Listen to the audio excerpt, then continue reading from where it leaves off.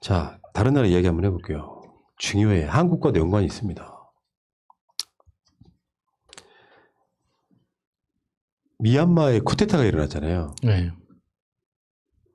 근데 그 쿠데타는 어떻게 보면 애견된 거에 가깝습니다.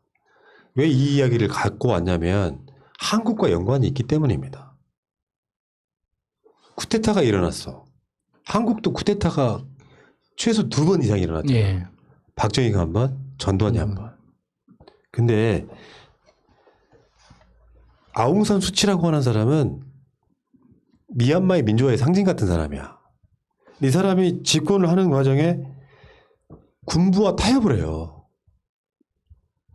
그게 이제 다른 의미에서 보면 김대중 대통령이 당선되고 나서 전두환 노태우를 김영삼 당시 대통령을 통해서 사면했던 거랑 비슷한 거에 가깝습니다. 예.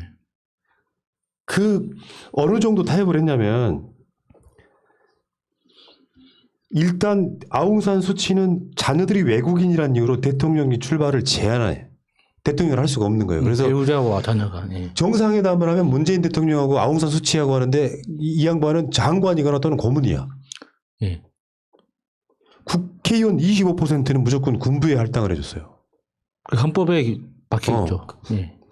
헌법을 고치려 개헌을 하려면 국회의원 75%가 찬성해야 돼. 군부가 동의하지 않으면 개헌도 불가능해. 깝깝해 진짜. 그게 이제 정권을 잡기 위해서 군부와 합의를 해놓은 상황 때문에 늘상 군부의 멱살이 잡혀있는 상태. 그러니까 다시 쿠데타가 일어나도 막지를 못하는. 그러니까 지금 쿠데타가 일어나기 전에 그 정권을 잡고 있던 그 군부 세력들이 지금 그러니까 전 대통령이죠. 지금 현재 쿠데타를 일으켜서 정권을 잡고 있는 그 대통령 말고 그 이전 대통령이 그러니까 수치 여사하고 이렇게 짬짬이 했다라고 의심받는 그 사람이 그 사람도 쿠데타로 정권을 잡았거든요. 정권을 잡고 제일 먼저 한 일이 뭐냐면 수도를 옮기는 거였어요. 왜 수도를 옮겼냐? 점괘가 그렇게 나와가지고. 그러니까 그 정도로 그러니까 군부가 계속 쿠데타를 통해서 정권을 잡으면서 똑같은 일이 계속 반복되는 거예요. 그래서 수치 여사가 그러니까 외국에서 이제 외교 생활을 하다가 들어와가지고 정치계로 들어온 다음에 대통령 출마했을 때 그게 이제 헌법을 개정하면서 좌절되잖아요. 그때 이제 수치 여사가 제안을 했던 게 그러면 대통령은 네가 해라. 대신에 국가 고문이라는 그러니까 그 헌법상이 없는 새로운 직책으로 사실상 대통령직은 내가 수행하고 대통령의 자리는 네가 해. 이렇게 이제 나눈 거예요. 그러니까 수치 여사는 외교적으로 국가를 대표하는 어떤 그런 자격을 공식적으로 인정받은 거예요. 그 대통령한테. 그러니까 그 이상한 그 정치의 어떤 거래가 없으면은 그 지위가 유지될 리가 없잖아요. 대통령이 그 어떤 쿠데타를 통해서 권력을 잡은 대통령이 국가 고문이라는 자리를 인정해야지만 수치도 살아날 수가 있는 거예요. 그러다 보니까 어쩔 수 없이 거래를 할 수밖에 없는. 그러니까 결국에는 이게 그런 방식으로 계속 이어오지다 보니까 전물 보고 수도를 옮기는 대통령이 들어와도 수치 여사가 할 수 있는 건 없는 거죠. 그러니까 2015년에 문민정부가 들어섰어요. 얘네들은 우리나라보다 더해요. 군사 독재가 50년 넘게 있다가 여기 문민정부가 들어섰어. 근데 아웅산 수치 정도 되면은 사실 국민이 나를 믿을 수도 있다고 생각을 하거든요. 이미 최고 사령관, 우리나라로 따지면은 합참의장 정도 되는 사람하고 서로 이렇게 주거니 받거니 하면서 서로 권력을 인정해주는 상태가 되니까 최근에 그 최고 사령관하고 아웅산 수치하고 관계가 나빠. 대면대면한 상황이 됐어. 아마 인사권 이런 거였을 거예요. 그러니까 바로 다시 쿠데타를 일으킨 상황이 되지 않습니까? 아웅산 수치가 제일 욕먹었던 사건들을 기억하시겠지만 2017년에 미얀마 군부가 로힝야족이라고 이슬람계 소수민족이었던 대량 학살을 아웅산 수치가 묵인해 줌으로써 대량 학살이 일어났거든요.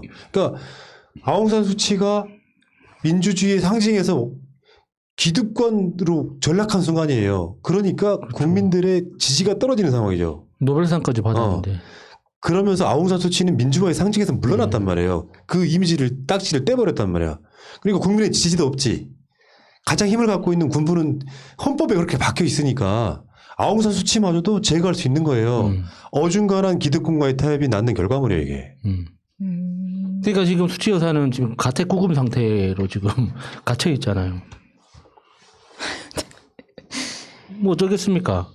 그러니까 군대를 제대로 이렇게 통제를 못하면은 이런 상황이 생기는 거죠.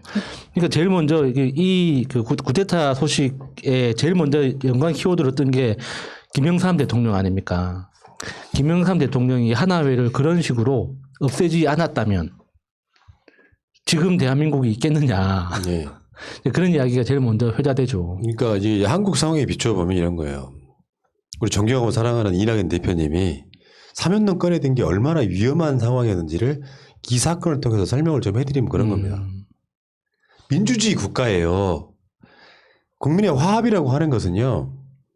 정상적으로 국민의 지임 등을 지지하는 사람이거나 그쪽에 포함되어 있는 사람들이 친일 부역자들이 아니거나 독재 부역자들이 아니거나 반민주화 그러니까 민주화를 탄압했던 사람들이 아니었을 경우에 정상적인 정치 권력인 사람들이 보수와 진보로 나눠서 누구를 찍는 상황인 것은 민주주의 세력이라고 이해가 돼요.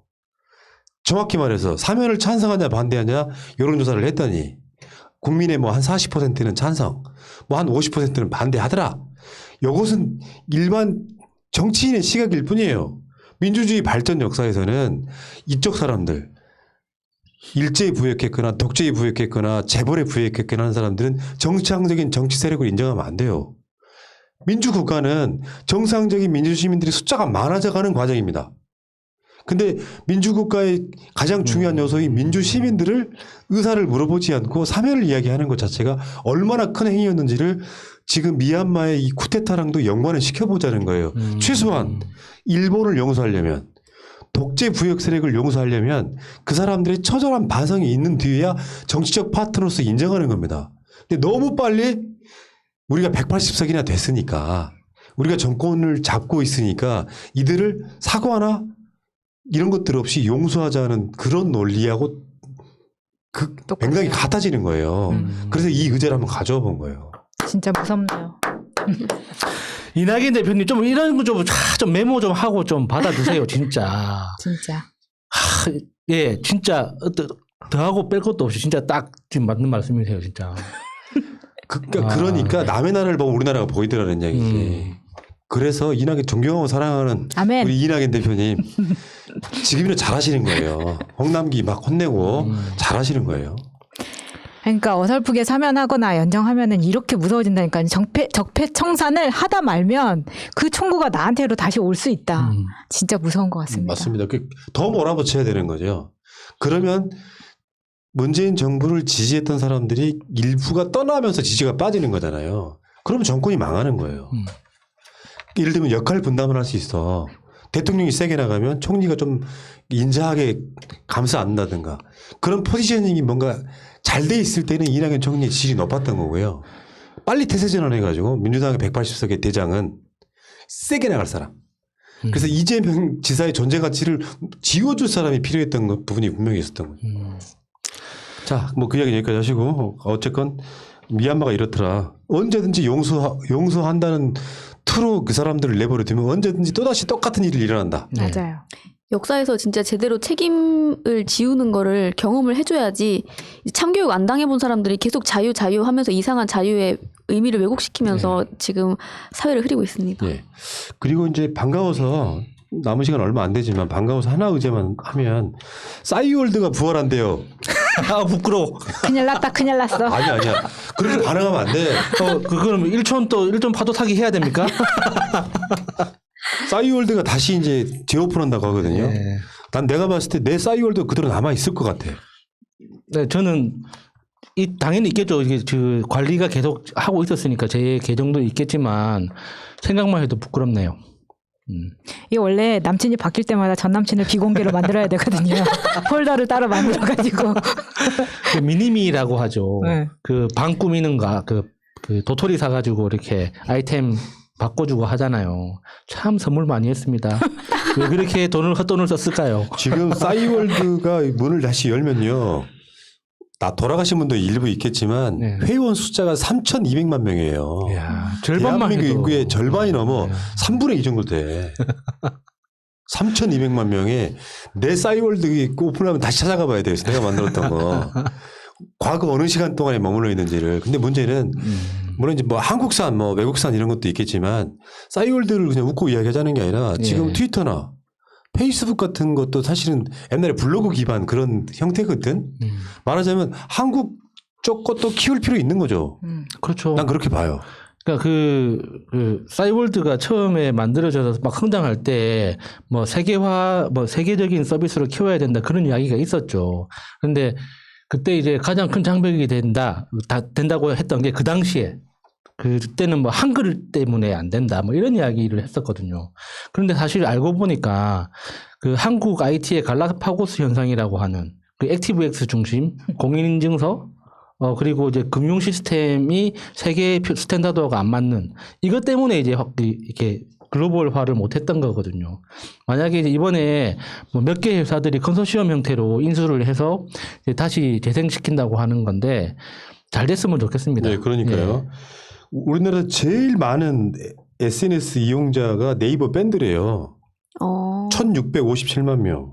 올 방문자 숫자가. 근데 지금 왜 이렇게 많아? 싸이월드는 3,200만 명이야. 우리가 분위기만 살아나면 누구나 다 다시 그렇죠. 미니어필을 할 거야.